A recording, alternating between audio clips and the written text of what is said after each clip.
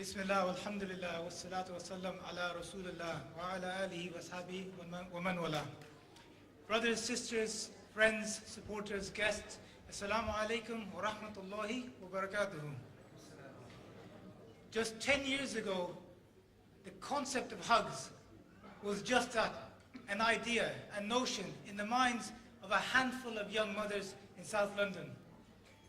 10 years on from that day, who can imagine that we would be sitting here in a Hilton in London with a packed venue with hundreds of people and cameras and guests here, wanting to hear what HHUGS is all about, wanting to know how we can help HHUGS.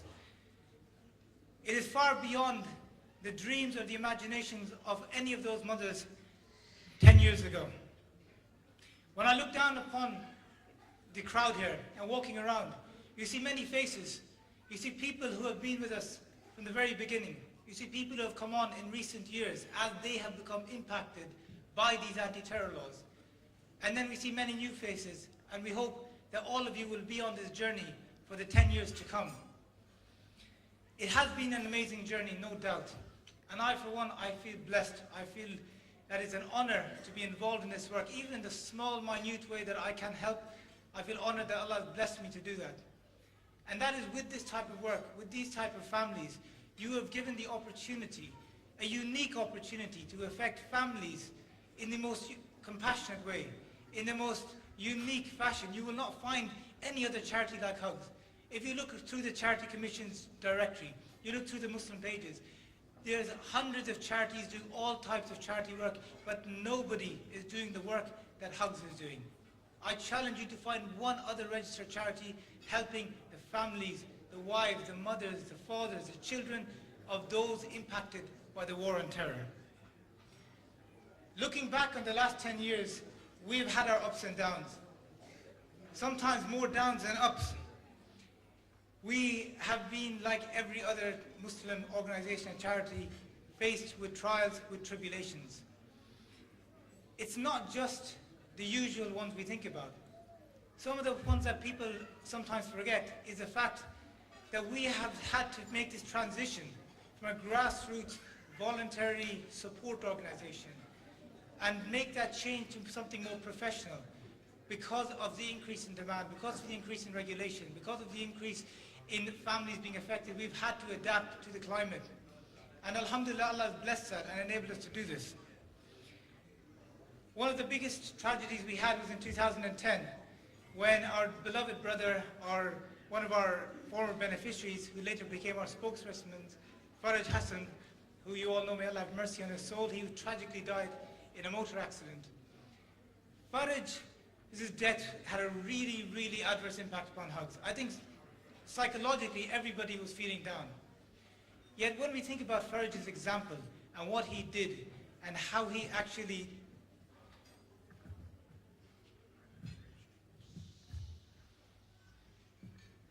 When we think about Fahad's example and the legacy he left behind, it inspires us to work even further. It shows us that with a little support for these families, there's light at the end of every tunnel. Fahad was someone who went through every anti-terror measure that you can think of: financial sanctions, detention, extradition proceedings. He went through it all, and he emerged at the end a stronger person. Not only did he come out at the end a stronger person, he wanted to use his experiences and his knowledge of the inside system, inside prison, and under anti-terror legislation to help others. He became a volunteer, a spokesperson, someone who was at the front line, the front seat passenger for HHUGS. He only had maybe 6 months after his release from prison and release from all conditions, yet he devoted them not to his family, but to looking after the other families who were in the same position as his family had been in for 5 or 6 years. To add to this year alone, we experienced what was possibly another tragic situation. Just weeks before Ramadan, what we perceived to be our lifeline, our bank account, was abruptly closed by Barclays Bank, without explanation, without reason, without any paperwork. Just we were told that you've got no access. Now, like many other Muslim charities, Muslim organizations that have been targeted this way, like CAGE, like Interpol, Ummah Welfare Trust, the climate is such that this tends to happen. But the fact that it happened 2 weeks before Ramadan, the key fundraising event for the Muslim community, was quite telling. It was a huge test for HHUGS, and I kid you not, we were within weeks of closing. Because without a bank account, you cannot function effectively. You cannot help your beneficiaries. Your funds are frozen. You cannot pay your staff. You cannot pay your rent. You cannot pay your service providers. Everything is on hold. So trying to arrange events and organize beneficiaries, give them the support they need, all of this had to take a back seat while we tried to actually keep the organization stable.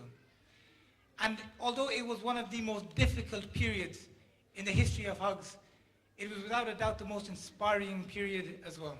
Because in those 2-3 weeks that we were left stranded, abandoned, contemplating whether there would be a future for HHUGS, we realized that the lifeline is not the bank, but the lifeline is you. Each and every one of you who stepped up to the plate, who showed, who demonstrated through their commitment, their loyalty, their solidarity, that they would walk with HHUGS and they would take this journey with us through thick and thin. Whether we had a bank account or whether we didn't, people came and donated enormous sums of money in cash. People borrowed money so they could help HHUGS, knowing that they might not get that money back, but it was a sacrifice they were willing to make because they did not want this organization to go down. These were the people who are sitting here in front of me today. Each and every one of you. Without you, HHUGS would not be here today. And it's because of your sacrifices, because of your commitment, because of your loyalty, that we have shown the Charity Commission, we've shown the banks, we've shown the government, we've shown our enemies that we will continue to grow. It's like the old Mexican proverb goes, that they tried to bury us, but then they realized that we are seeds. That the more they throw upon us, the more we will grow, and we will continue to grow, inshallah. Now, over the past decade, despite these tribulations, despite these problems, we have tried to keep our focus on our main objective, our vision of helping the families, helping the women, the children, the mothers, the fathers, those abandoned, those ostracized by society. These families, and I'm going to stress this, these families are not guilty by association. They are not guilty by association. These are the families that are innocent people, and it is our duty to assist them. It is not an option to assist them, it's our duty. As Muslims, when we see someone in need, and particularly those women and children in our communities, while we cry over what's happening around the Muslim world, and rightly so, our primary obligation is towards those in our community, those who are hungry, those who are abandoned, those who have no father figure in their lives. So we have assisted in the past decade approximately 250 families with financial support, practical support, emotional support, designed to make them self-sufficient and get them back on their feet. So they are no longer a burden on the community, but they are contributing towards the community. Yet, despite these 10 years of success, as highlighted by the brother who just performed, who achieved something that many of us dream for our kids, but in his particular circumstances, his achievement is even more remarkable. Without a father figure, undergoing 10 years of hardship, of prison, control orders, sanctions, the whole spectrum of anti-terror measures against his family, yet he has still risen to be a champion, a world champion. And we contemplate about what we can do for the Ummah. Now, as has been highlighted by many speakers, the future is not going to get better. Despite these successes we've had, the storm is still brewing outside. It's getting worse. With the conflict in Syria ongoing, everybody or virtually everybody, who wants to support the Syrians in any way, whether that be politically or humanitarianly or any other aspect, the fact that they show that compassion automatically means that they are criminalized and perceived through the counter-terrorism lens. What that effectively means is that more homes are raided, more individuals are being arrested, rightly or wrongly. They are having their doors broken down. They are being taken into custody. Their wives are being traumatized. Their children are left without a father figure, and they are criminalized. Already this year alone, 250 arrests have taken place, this year alone. A staggering almost 2,800 people have been arrested in the last 10 years. 2,800 people have been arrested, but HHUGS only has a capacity to support 250 at the moment. ask yourselves how many families are not being supported. We want to support them all. And these figures are not going to get any lower, they're going to get higher. Another facet we have to realize is that we are not in a war on terror anymore. The issue about fighting violent terrorism as we recognize it is not live anymore. The debate has moved on. In the last 10 years, the issue about what we are fighting has shifted from violent terrorism to extremism, to radicalization, and now what can only be described as conservative religious values. So people who have traditional views about homosexuality, who believe in gender-based seating arrangements, as in this hall, who believe in the wearing of the veil, who believe in political Islamic concepts like the Sharia, like the Khilafah, these people have all been viewed through a counter-terrorism lens and deemed to be extremist. We have the new counter-terrorism bill, which is going to make the surveillance program entitled Prevent to be put on a statutory footing, meaning that your service providers, your NHS staff, your doctors, your nurses, your teachers, your academia, your professors, all of these people are going to be obliged to monitor signs of extremism and report them. At the moment, this is happening only by way of encouragement. It's policy, it's good to do so. But now it will become a criminal offense if they fail to do so. So how many more families are going to be criminalized? How many more people are going to end up in prison? How many more families are going to be shattered? This is the future we're facing. Literally, there are going to be hundreds, if not thousands, of families looking for someone to offer them that lifeline. But will HHUGS be around to do the job? As I said, we are facing difficulties, but it is only with your support, your loyalty, your generosity that we will continue to be around for the next 10 years. In order to try to meet the new demands that we're facing, HHUGS has been trying to develop new means, new services. So in the past, we've been giving families driving lessons, explaining how to deal with school bullying issues, offering them counseling. Now we need to move to the next stage. We can't continue to do the same things as the agenda is changing and as families' problems are changing. We're trying to introduce advanced counseling sessions, financial management courses, support skills training and youth projects. I mean, something like Brother Ibrahim's martial arts, this is a huge benefit to the family and to the community. But all of these services are there to educate, to inspire, and to provide relief and provide a way out for these families.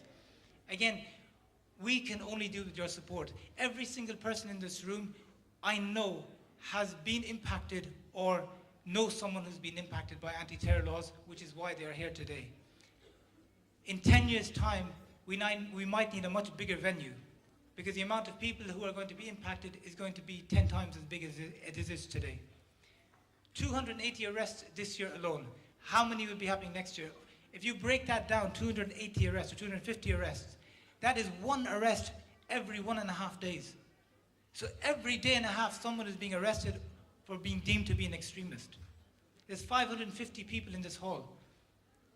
I'm not going to do a show of hands, but I think all of us know what the likelihood is of someone we know being arrested in the near future. It can only be seen that this issue is going to affect everybody who wants to practice their religion in this country to a certain extent. And in order to get around this hysteria, this scaremongering, this issue that it won't affect me yet, it affects them, the jihadis, the Wahhabis, the Salafis, also now the Ikhwan, or the Deobandis, and now it's affecting the Barelvis. So everybody is being targeted. Every single sect in the Muslim community is being targeted. It's time that we drop our disunity, come together and support this charity. Brothers and sisters, I'm going to leave you with this. 10 years ago, a very special baby was born. Each and every one of you were its parent. You nurtured it, you raised it, and you brought it through its infancy into its young childhood. It's up to you, every one of you, to continue to nurture that child. Raise it till it becomes an adult, stands on its own 2 feet, and becomes self-sufficient so that it acts as an umbrella, as a shield to protect us from that storm raging on outside. Jazakumullah khair. Assalamu alaikum wa rahmatullahi wa barakatuh.